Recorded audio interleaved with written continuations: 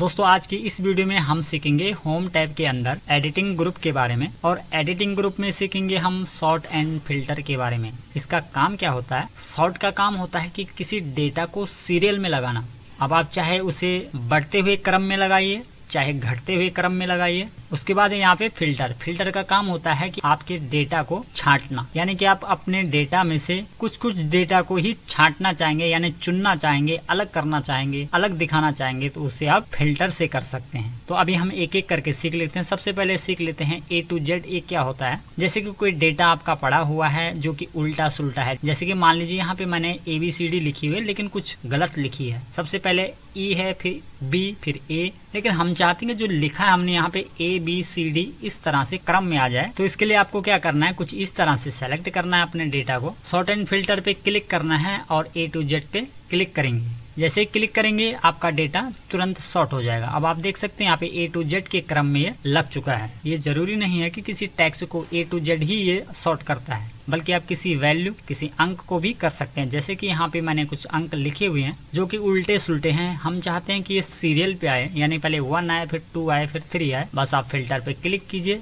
A to Z पे click कीजिए, तुरंत डेटा सॉर्ट हो जाएगा। इसी तरह काम करता है Z to A। Z to A भी यही काम करता है कि पहले क्या करेगा, यदि आप किसी वैल्यू को सॉर्ट करेंगे तो इससे क्या होगा कि बड़ी वैल्यू ऊपर आ जाएगी और छोटी नीचे चली जाएगी। जैसे कि अभी हम यहाँ पे करते हैं, इस पे हम Z to A सॉर्ट करते हैं। ये हमने Z to A पे क्लिक किया तो इससे क्या हुआ कि सबसे बड़ी वैल्यू ऊपर आ गई और सबसे छोटी नीचे। इसी तरह यहाँ पे भी होगा। सॉर्ट एंड फिल्टर पे क्लिक किया, Z to A पे क्लिक किया, तो आप देखेंगे जो G हमारा सबसे लास्ट में था वो सबसे पहले ऊपर आ गया, उसके बाद F आ गया, E, इस तरह से सॉर्ट हो गया। सेम इसी तरह सॉर्ट A to Z या Z to A, आप चाहे कितना भी बड़ा डेटा हो, सेम ऐसे ही काम करेगा। जैसे कि मान लीजिए यहाँ पे मैंने एक डेटा तैयार किया हुआ है उदाहरण के लिए, और अब मैं चाहता हूँ कि इस डेटा में जो डेट है वो हमारे सीरियल पे आ जाए, यानी क्रम में आ जाए, पहले 1 तारीख फिर 2 तारीख। तो इसके लिए हम क्या करेंगे, इसको कुछ इस तरह से सेलेक्ट करेंगे। अब जाएंगे हम सॉर्ट एंड फिल्टर पे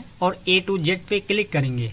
जैसे क्लिक करेंगे तो एक मैसेज आपको मिलेगा। ये मैसेज हमेशा आपको तभी मिलेगा जब आपकी सिलेक्शन के आगे कुछ डेटा पड़ा होगा। इसका मतलब है कि आप जो डेटा सॉर्ट करना चाहते हैं उससे आगे जो डेटा है, क्या उसको डेट के हिसाब से सॉर्ट करना है। यदि आपको उस डेटा को उस डेट के हिसाब से सॉर्ट करना है तो फिर आप आगे बढ़ जाएंगे सॉर्ट पे क्लिक करके। लेकिन यदि आपको सिर्फ डेट ही डेट सॉर्ट करनी है तो आप क्या करेंगे, कंटिन्यू सिलेक्शन पे क्लिक करेंगे, यानी कि जो हमने सेलेक्ट किया हुआ है हमें सिर्फ वही सॉर्ट करना है। आगे का जो डेटा है उसे हमको कुछ नहीं करना है, उसे हमें नहीं छेड़ना है। तो हम इसको क्लिक करेंगे कंटिन्यू विद करंट सिलेक्शन पे और सॉर्ट पे क्लिक करेंगे।